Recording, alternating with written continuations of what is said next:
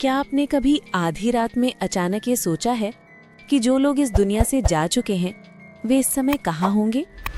क्या वे सच में किसी स्वर्ग में आराम कर रहे हैं या फिर किसी ऐसे रहस्यमय और डरावने रास्ते पर हैं जिसकी कल्पना भी हम नहीं कर सकते? अगर मैं आपसे कहूं कि मृत्यु की बाद की सच्चाई उतनी शांत नहीं है जितनी हमें बताई जाती है, तो शायद आपको यकीन नहीं होगा। लेकिन प्राचीन ग्रंथ गरुड़ पुराण मृत्यु के बाद आत्मा के बारे में जो बताता है वो इतना रहस्यमय और डरावना है कि सुनकर किसी भी इंसान की सोच बदल सकती है। क्योंकि सच ये है कि मृत्यु अंत नहीं है, ये एक लंबी और कठिन यात्रा की शुरुआत है। मृत्यु का पहला क्षण। गरुड़ पुराण के अनुसार जब इंसान अपनी आखिरी सांस लेता है तो उसी पल आत्मा शरीर से अलग हो जाती है। ये प्रक्रिया बिल्कुल आसान नहीं होती। कहा जाता है कि उस समय इंसान को ऐसा दर्द महसूस होता है जैसे हजारों बिच्छू एक साथ डंक मार रहे हों। जब आत्मा शरीर से बाहर निकलती है तो वो खुद को एक अजीब स्थिति में पाती है। वो अपने ही शरीर को जमीन पर पड़ा हुआ देखती है। घर वाले रो रहे होते हैं। आत्मा उन्हें पुकारती है, मैं यही हूँ, मैं जिंदा हूँ, लेकिन उसकी आवाज कोई नहीं सुन पाता। उस क्षण आत्मा को एहसास होता है कि अब वो इस दुनिया का हिस्सा नहीं रही। पहले 13 दिन का रहस्य। गरुड़ पुराण कहता है कि मृत्यु के बाद आत्मा तुरंत किसी लोक में नहीं जाती। करीब 13 दिनों तक वो अपने घर और परिवार के आसपास ही रहती है। वो सब कुछ देख सकती है, सब कुछ सुन सकती है, लेकिन किसी से संपर्क नहीं कर सकती। उसे भूख भी लगती है, प्यास भी लगती है, लेकिन अब उसके पास शरीर नहीं होता। इसीलिए हमारे धर्म में पिंडदान और तर्पण की परंपरा बनाई गई।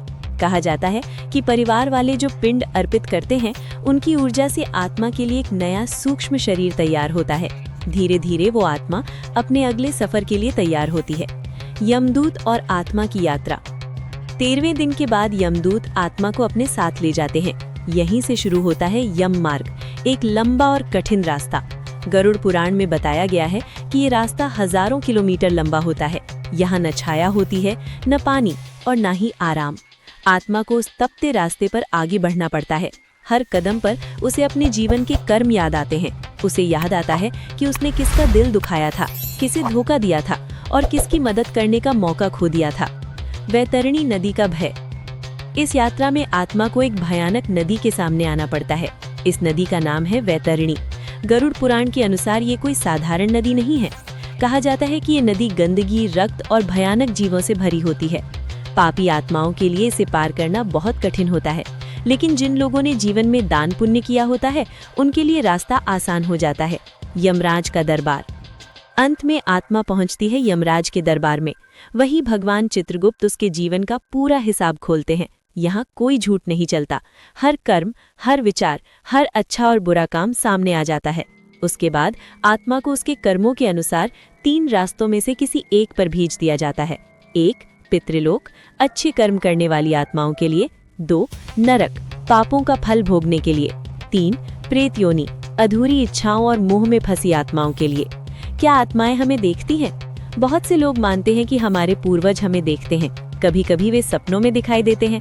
कभी अचानक हमें ऐसा एहसास होता है कि कोई अदृश्य शक्ति हमारी रक्षा कर रही है। कई आध्यात्मिक परंपराएं कहती हैं कि पितृ हमें संकेतों के माध्यम से मार्ग दिखाते हैं। जीवन का सबसे बड़ा संदेश। इस पूरी कहानी का सबसे बड़ा संदेश यही है कि एक दिन हर इंसान को ये शरीर छोड़ना ही है। उस समय न पैसा काम आएगा, न शक्ति, न अहंकार। साथ जाएंगे तो सिर्फ हमारे कर्म। इसीलिए कहा जाता है, किसी का दिल मत दुखाओ, जहाँ तक हो सके लोगों की मदद करो और अपने कर्मों को शुद्ध रखो, क्योंकि मृत्यु के बाद की यात्रा में आपका सबसे बड़ा साथी आपके कर्म ही होते हैं।